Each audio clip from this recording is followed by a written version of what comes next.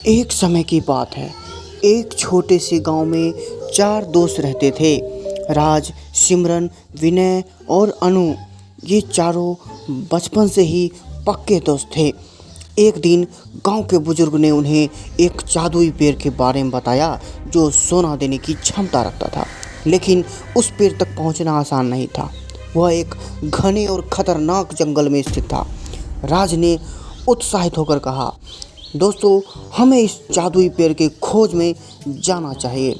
यह हमारे साहसिक कार्यों में से एक होगा। सिमरन ने सहमति जताते हुए कहा, हाँ, लेकिन हमें सावधानी से योजना बनानी होगी। जंगल खतरों से भरा है। विनय, जो हमेशा सोच समझकर कदम रखता था, उसने कहा, हमें सही सामग्री और पर्याप्त भोजन लेकर जाना होगा। हमें नहीं पता कि यह यात्रा कितनी लंबी हो सकती है। अनूप, जो हमेशा दोस्तों का मनोरंजन करता था, उसने कहा, और हाँ, चलो कुछ संगीत और कहानियाँ भी ले चलें ताकि रास्ते में हम बोर ना हो सके। अगले दिन चारों दोस्तों ने अपनी यात्रा शुरू की। जंगल की घनी हरियाली और विविध प्रकार के जीव जंतुओं ने उनका मार्गदर्शन किया। उन्होंने रास्ते में कई चुनौतियों का सामना किया, जैसे कि तेज नदियों को पार करना, चट्टानी पहाड़ियों पर चढ़ना और जंगली जानवरों से बचना।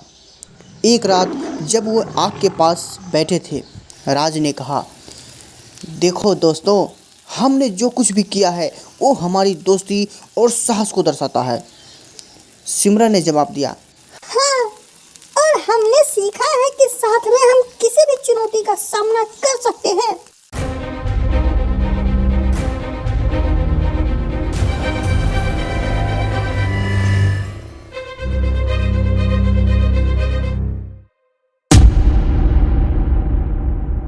अंततः उन्होंने जादुई पेड़ को ढूंढ निकाला।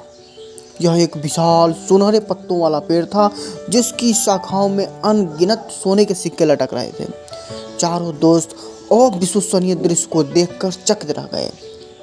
विनय ने कहा, हमें इस पेड़ से जितना सोना चाहिए उतना ही लेना चाहिए। हमें लालच में नहीं पड़ना चाहिए। अनूप ने भी सहमति में सिर हिलाया और कहा, हाँ, और हमें इसे अपने गांव वालों के साथ साझा करना चाहिए। इससे हमारा पूरा समुदाय समृद्ध हो सकता है। उन्होंने सोच समझकर कुछ सिक्के इकट्ठे किए और उस पेड़ को प्रणाम करते हुए अपनी गांव की तरफ लौट पड़े।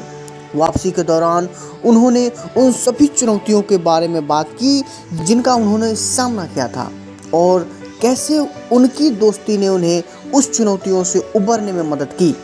जब वे गांव लौटे तो उन्होंने सभी को जादुई पेड़ और उनके द्वारा प्राप्त सोने के बारे में बताया।